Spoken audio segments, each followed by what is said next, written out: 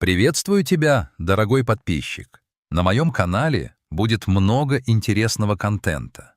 Подписывайся, ставь палец вверх и оставляй комментарии. Тайга не прощает ошибок, но еще меньше она прощает честность. Иван Морозов пришел в сознание от того, что капля ледяной росы сорвалась с сосновой лапы и ударила его прямо в веко. Он попытался поднять руку, чтобы смахнуть влагу, но плечи отозвались острой, режущей болью. Грубый конопляный канат впился в грудь, намертво пригвоздив его к стволу вековой сосны. Память возвращалась вспышками, как кадры старой киноленты. Вчерашний вечер. Запах дешевого табака и перегара. Гнилой оскал Сашки Хромова, предводителя шайки браконьеров, которых Иван гонял по заповеднику последние 5 лет. «Ну что, Мороз, добегался?» — хрипел Хромой, нанося удар прикладом в живот. «Теперь лес тебя и приберет. Без лишнего шума, по-семейному». Они не стали его убивать сразу. Это было бы слишком милосердно для людей, чьи капканы и петли Иван сотнями выгребал из оврагов. Его вывезли в чертов угол, место, куда даже опытные егеря старались не заходить. Глухомань, бурелом, царство гнуса и хищников. Оставили умирать от жажды, холода или чьих-то зубов. Иван сплюнул густую соленую кровь. Ребра ныли, кажется, пара была сломана. Ноги затекли и почти не чувствовались. Вокруг стояла та оглушительная тишина предрассветного леса, которая звенит в ушах. Туман, густой и белый, как парное молоко, медленно плыл между деревьями, скрывая очертания реальности. Спустя час, когда первые лучи солнца едва коснулись верхушек сосен, туман начал редеть. И тогда Иван услышал его. Это не был хруст ветки или шелест листвы. Это был звук тяжелого, размеренного дыхания и мягкий, пугающий топот массивных лап по влажному мху. Из белесой мглы, словно соткавшись из самого леса, вышел медведь. Иван замер, перестав дышать. Это был колосс. Огромный бурый самец, весом не меньше 400 килограммов. Шерсть на загривке стояла дыбом, а маленькие янтарные глаза смотрели на привязанного человека с каким-то странным, почти человеческим вниманием. Зверь остановился в 3 шагах. Ветер донес до Ивана тяжелый запах прелой шерсти и дикой силы. Медведь медленно, с достоинством поднялся на задние лапы, заслонив собой солнце. Огромная тень накрыла Ивана. Егерь закрыл глаза. «Ну вот и все», — пронеслось в голове. «Быстрая смерть лучше, чем 3 дня на этой сосне». Но удара не последовало. Вместо боли Иван почувствовал резкий рывок. Медведь не ударил его когтями, он ударил по веревке. Тяжелая лапа с 5-сантиметровыми ножами-когтями проехалась по коре дерева чуть выше плеча Ивана, перерезав один из витков каната. Медведь опустился на 4 лапы и, глухо ворча, придвинулся вплотную. Его горячее дыхание обжигало лицо егеря.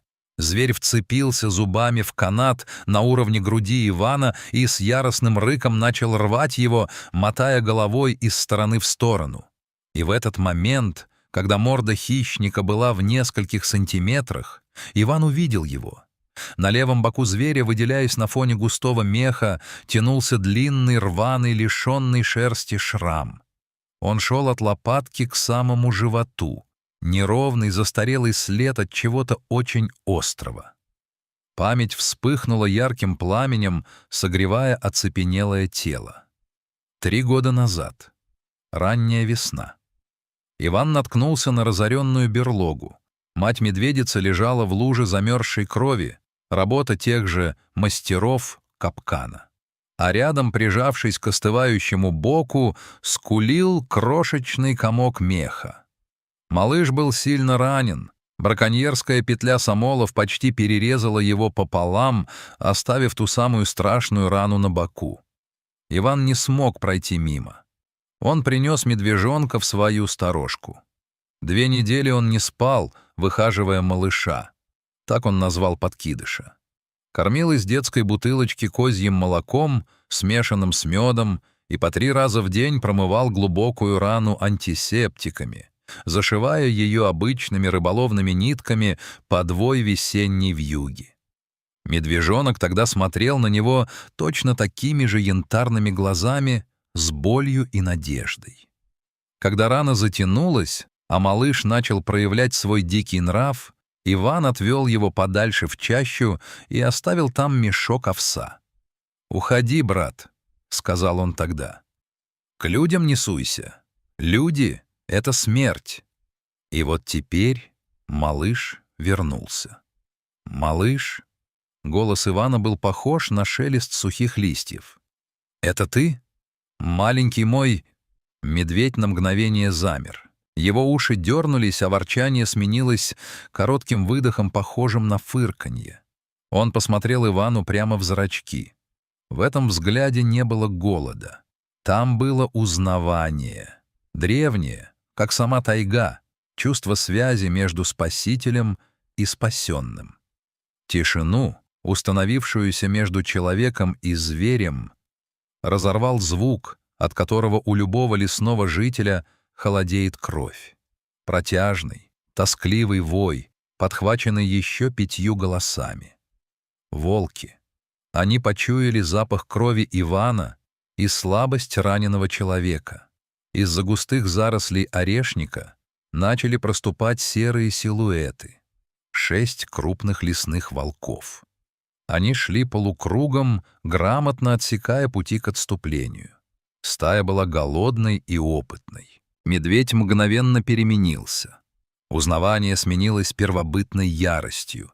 Он не убежал, хотя волки обычно стараются не связываться с крупными медведями, а медведи — с организованной стаей. Малыш развернулся спиной к Ивану, закрыв его своим телом, как живым щитом. Его мощный рык заставил землю под ногами егеря мелко задрожать. Началась схватка, страшная в своей естественности. Волки действовали слаженно. Вожак, крупный самец с подпалинами, зашел спереди, отвлекая внимание медведя ложными выпадами. В это время 2 молодых волков прыгнули сзади. Один из них успел вцепиться малышу в мощное бедро. Медведь взревел так, что, казалось, с сосен посыпалась хвоя. Он крутанулся на месте с невероятной для такого веса скоростью. Удар лапы пришелся волку по хребту.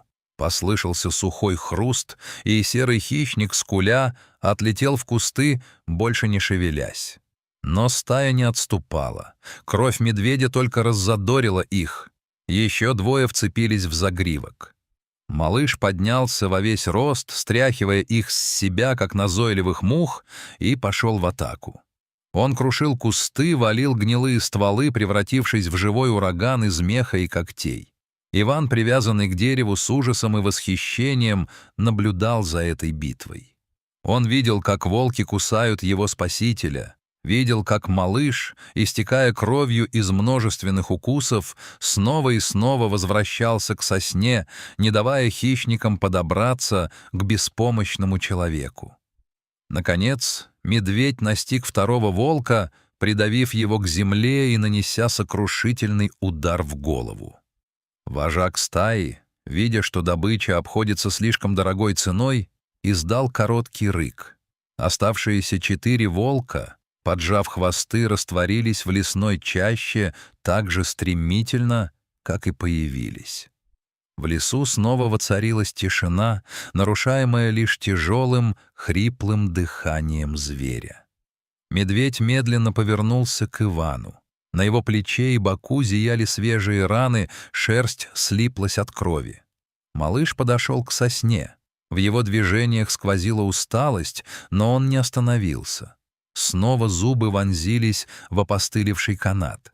Иван помогал ему, извиваясь и натягивая веревку, чтобы зверю было легче зацепиться. Раздался резкий звук лопающихся волокон. Одна петля, вторая.